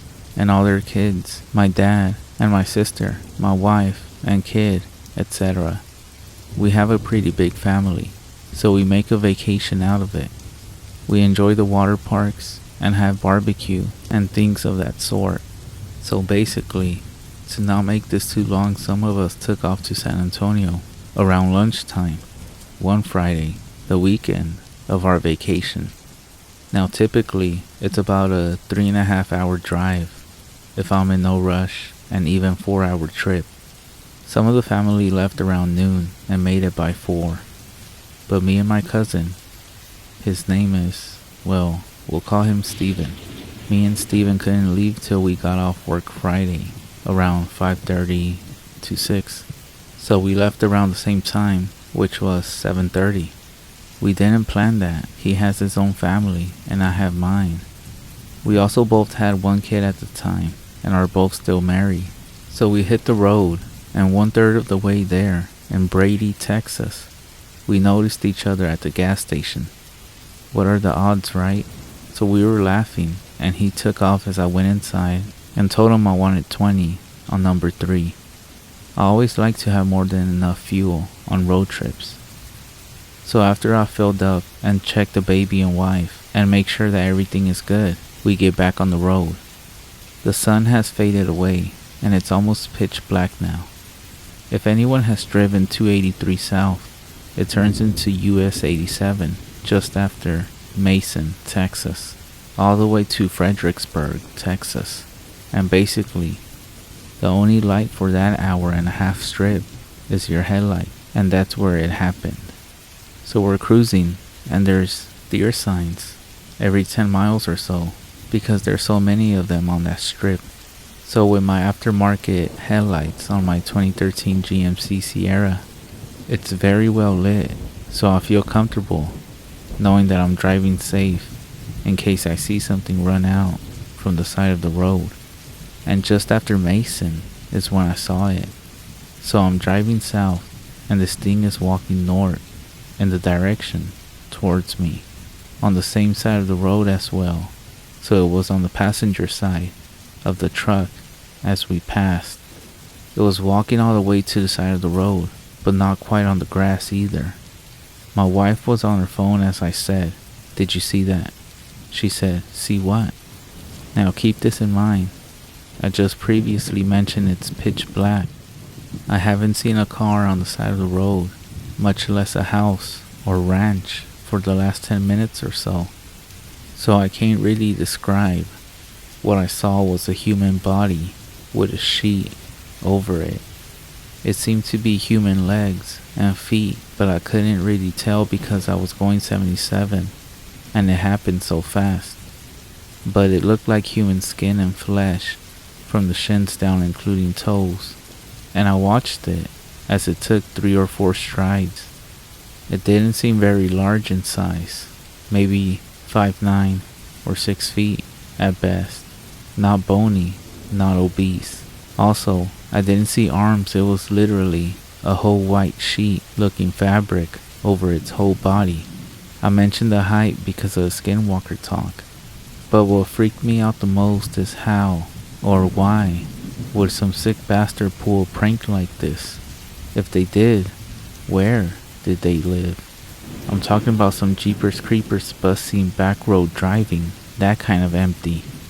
Another thing to mention is that the sheet didn't have holes cut out for the eyes, so how did it see in pitch black? And whatever this thing is, how did it know not to walk in the middle of the street? I had so many questions, but I didn't want to freak the wife out, so I just floored it. I started going around 105 and had to calm myself down because I kept looking in the rear view mirror looking for headlights on some Jeepers Creepers shit again. I don't know why I keep referencing that movie because I haven't seen it in like 5 years. But still, here's the best part. I got over it when we got to the family's house and showered and got all settled in. And that's when I went outside to go chill with the family and catch up. And that's when I overheard Steven telling them what happened on the drive over between Mason and Fredericksburg. And that's when every hair on my neck and arms stood up. and it just did again as I'm typing this. The picture is so vivid and the feeling is so real. I looked at Steven and I asked to describe what he saw, and he described exactly what I saw as well. We were so surprised. Again, could it have been some weirdo playing a game? A ghost? How cliche with the whole white sheet thing, right? Or a real serial killer waiting for someone to turn around?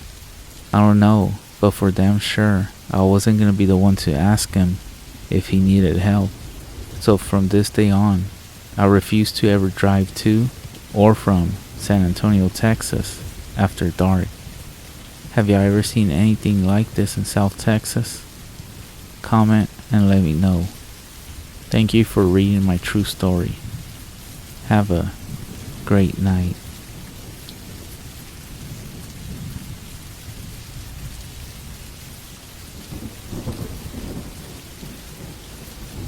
The train tracks at the intersection of Shane and Billamaine in South San Antonio are well known to locals for a gruesome legend. The story goes that a school bus full of children stopped on the train tracks. When the train rounded the bend and could not stop in time, all of the children were killed. People say that if you park your car on the tracks and put it in neutral, the ghostly children will push your vehicle to safety. Some even claim to have found children's handprints in the dust on their bumpers.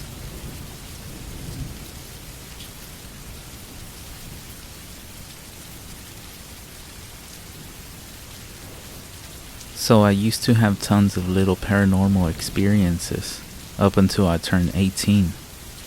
And then they just stopped. And nothing for nearly 20 years. But then about 6 months ago, I started getting super interested in the paranormal again. And I'm always reading people's experiences on here or listening to a podcast. And things have started to happen again. I believe the more attention you give to the paranormal, even indirectly by reading about others' experiences, can give them enough energy to interact with you. Some backstory before I get into my latest happenings. I started dating my ex-wife in 2009. We moved into our house in 2010-11. Her family owned it before us, so she grew up in it basically. They always believed there was a presence in the house, but apart from a dumb teenage girl moment with a friend claiming to be a sensitive or another girl claiming to see something, no real experiences ever happened. But as adults, when we moved in, we always sensed something here. Not really malevolent, but powerful enough of a presence to put you, and sometimes also company, uneasy. But for literally a decade, zero actual experiences. Nothing unexplainable, even when talking about the paranormal, and even making jokes, and trying to stir something out of sheer curiosity. Then, in 2020, we separated, and I moved out. In this new place, I sometimes feel a small presence. I chalk it up to either imagination, or maybe there's someone watching over me. So, who really knows what's there? Which we can't even see. We can only speculate. Now cut to 6 months ago, when I started to get super drawn to the paranormal again, and I began reading people's stories again, like every night, in bed, as I'm laying down to sleep.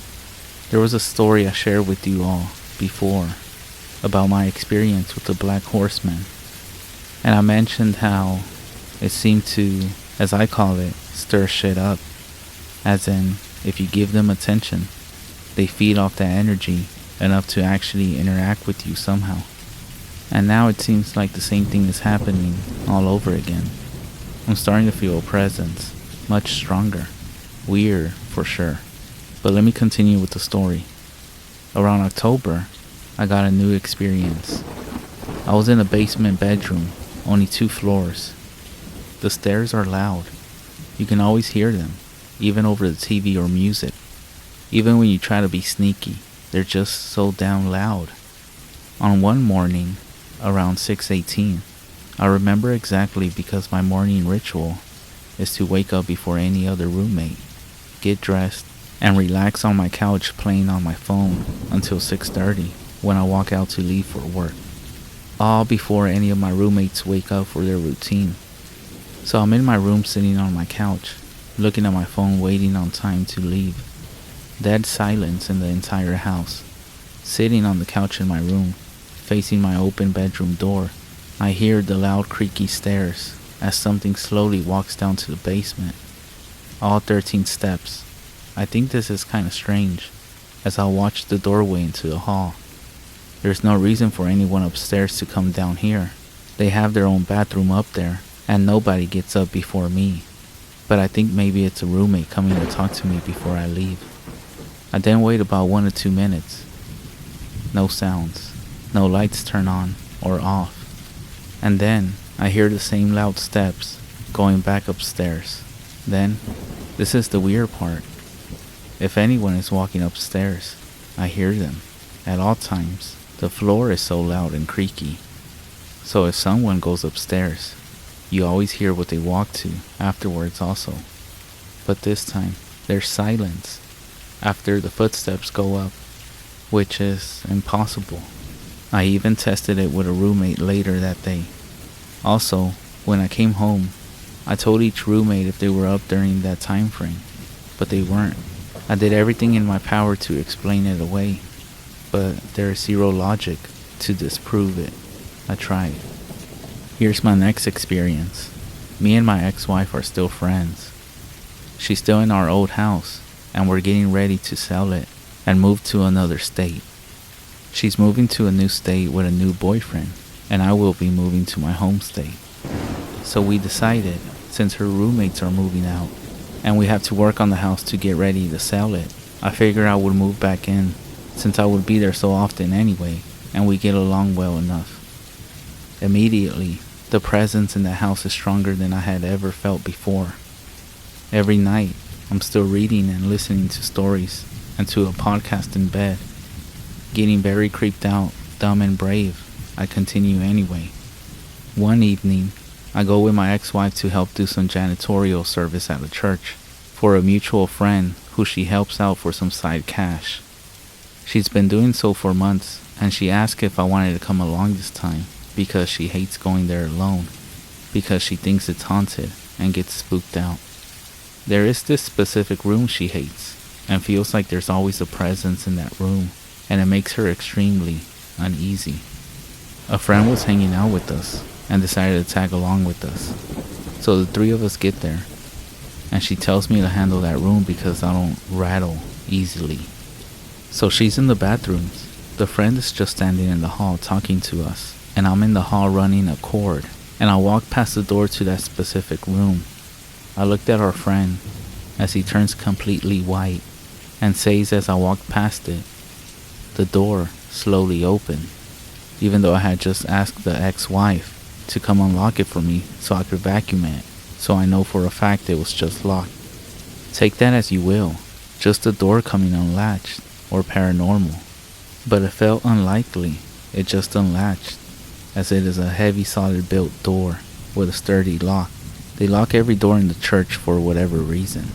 Anyway, I tried recording some audio in the room alone a couple of times hoping to catch something, but I have captured nothing so far. I'll keep trying whenever I get a chance. I also say whenever I leave, you are not allowed to follow us home or attach yourself to us, and you are not allowed to feed off our energy before we leave the church every time. Here's my third experience. On the first week of December, my ex-wife has gone out of town with her new boyfriend, leaving me alone in the house for a couple of months. A buddy of mine who is pretty sensitive to spirits and such is visiting, and we end up talking about the paranormal, and I bring up the strong presence here which has felt much stronger since being alone. He also mentions that he felt something watching us from the kitchen the whole time that evening, and nervously changed the subject. That night, I go to bed, read some stories here, get all spooked, and get sleepy, put my phone on the charger, turn off the lights, and lay down. I'm still very much awake after only about a minute or two, since turning off the lights. When I feel something on the bed next to my foot. This feeling, it feels like someone took their open palm and just firmly patted the bed. I know I'm alone in this house. There's no way it was a person.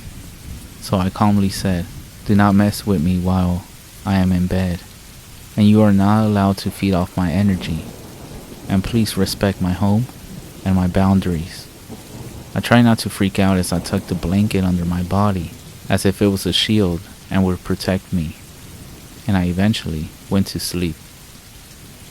After this third experience, and after that night, I don't read spookies every night anymore. All this shit needs to calm down until I'm at least not home alone. But here I am, typing this at midnight, when I should actually be going to sleep, and I should mention that I'm still home alone. So I guess we'll see if I have another one to report soon.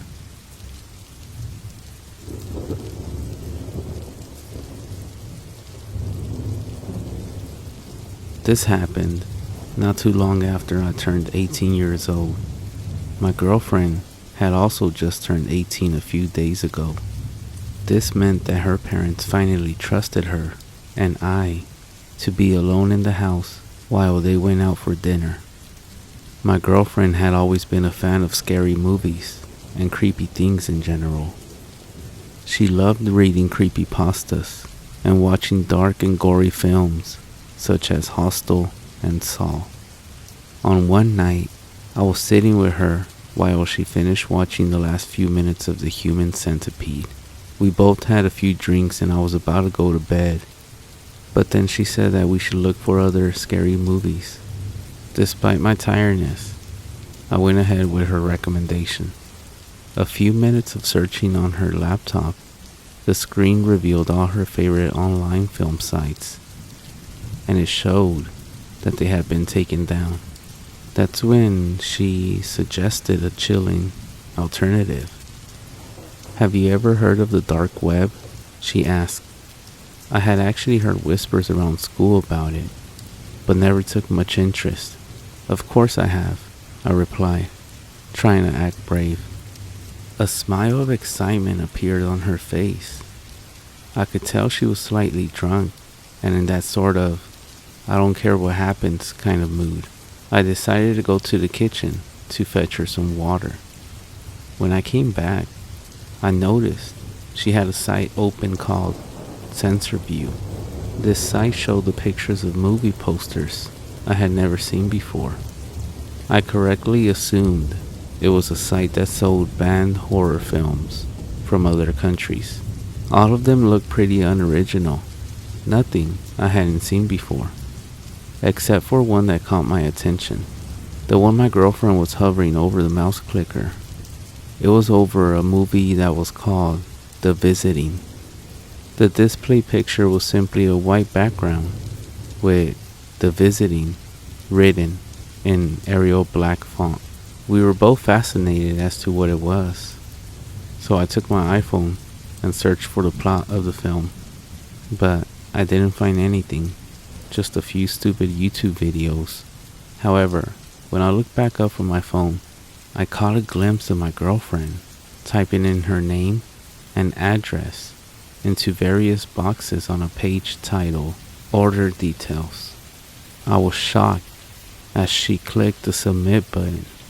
I shouted at her, explaining how dangerous it was, dispersing her personal details into such a fucked up place as the dark web. I could see my attempts to correct her were useless, as the alcohol was hitting her hard and she was not paying attention whatsoever. Frustrated, I went to bed, deciding to talk to her about this the next morning. The next morning, she seemed to have little regret over her actions. She spent the morning explaining how she was curious and she was in no danger. She even said that the experience would be fun. However, I wasn't convinced. She told me not to tell her parents, fearing that they would not trust her to be alone in the house again. So I promised not to say anything, and I headed back home. 3 days later, I was visiting her house again. Her parents had gone to meet with some friends from work for a drink, and we were watching The Exorcist on DVD. While the movie was playing, my girlfriend began joking about how horrified I looked a few days ago when we were discussing the dark web. She then said that she had only received a fairly professional looking email confirming the order and nothing else. I began to yield to her argument. Perhaps I was overreacting. It was seconds after our conversation finished when we hear what sounds like an aggressive knock coming from the door. It sounded like it was from 2 doors, but I dismissed this as an echo. I guess I began to look concerned because my girlfriend began laughing once again at the look of terror on my face. I put on a fake smile as I walked towards the door. However, it completely erased from my face when I saw who was standing outside.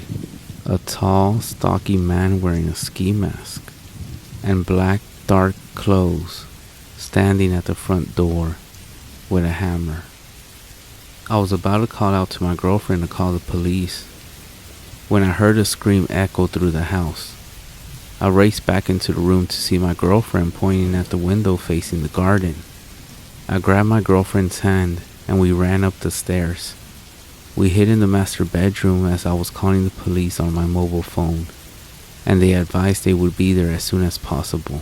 As I finished the phone call, I heard one of the doors smash and loud, rapid footsteps heading up the stairs. They were in the house. Without thinking, I pushed the window open and told my girlfriend to jump, run, and not look back. She jumped and landed safely onto the garden below us. I was about to follow, but hesitated, wondering if I could put up a fight, and in doing so, allowing my girlfriend more time to escape. It was then that I heard a deep, aggressive voice just outside the room. The man shouted something in a foreign language as I heard laughing from 2 other men outside. All courage and bravery that I was thinking of evaporated, and I jumped, landing harshly on my ankle. The adrenaline racing around my body allowed me to power through the pain, and I eventually caught up to my girlfriend. We were running for what seemed like hours, but actually it was most likely 10 minutes. We ended up next to the local park, a safe distance away from the house. My girlfriend began sobbing, and I tried to comfort her, trying to avoid my own desire to break down. It was not long after that when the police called me on my cell phone. They were at the house, and as far as they could tell, the attackers were gone. After taking a few minutes to compose ourselves, my girlfriend and I made our way back. There were 3 officers at the house. One was examining each room for any damage or evidence left by the men. One was comforting my girlfriend, while the other was asking me questions. With everything that just happened, I was shocked, and my memory was clouded. I was only able to tell them a few details about their clothing, and the fact that they spoke in what seemed like a European language. My girlfriend then handed over her phone and computer for the police to investigate. They advised us to tell the homeowners of the situation, lock up, and that everyone spend the rest of the evening with friends or a relative. So we both spent the night at my parents' house, while my girlfriend's parents stayed with friends. I remember my girlfriend crying over the phone while telling them about the situation, and so her parents became furious. A few days later, the police visited my girlfriend, and it was by luck that I was at her house that afternoon. They said that their investigations had led them to some disturbing finding. It turned out that the visiting was a nickname that locals in a small Polish town gave to a number of brutal murders that occurred in the 90s in the local area. These murders were committed by an unknown gang and were initially dismissed as home invasions gone wrong. All the victims were found dead in their homes, even though nothing of value was taken from the house. It was only about 2 years after the killings began that a family survived an attack by the gang. The husband was able to give the Polish police a few details of the attackers, but all that he revealed was that they were all wearing a ski mask, had blunt objects, and one had a video camera. However, the crucial evidence was that one of the attackers had dropped a backpack containing one blank videotape and 3 other tapes with content on them. The 3 tapes showed the horrific murders of the other victims of the attackers. The police came to a shocking conclusion that these men were creating snuff films to be sold to whatsoever sickos paid enough for them. A nationwide manhunt began, but after years of investigations, nothing was found. I remember feeling incredibly cold as the police told me their findings. They went on to tell me that the men most likely fled Poland during the police search, and that they could possibly have entered the UK as workers when Poland joined the European Union. The only thing they know for certain was that these men were operating once again. This was the first time in decades after their last murder, and that they were now using the dark web as a way of deciding on their next victims. The police told my girlfriend's family to move in with a relative while the investigation was ongoing. It was not long after that when my girlfriend broke up with me by her parents' wishes. I assumed her parents suspected me of forcing her into using the dark web, but my girlfriend later discovered that various documents containing information about her had been taken from the house. I'm not allowed to see her anymore, even though our parents still speak. From what they have told me though, is that her mental state has become incredibly fragile. It broke my heart to hear about this. I can safely say that the police will most likely never find the attackers using the information I gave. This means that they will most likely strike again. I can only hope that next time they do, it will lead to those bastards ending up behind bars, and not the creation of another tape to add to their collection. So please be safe and avoid the dark web.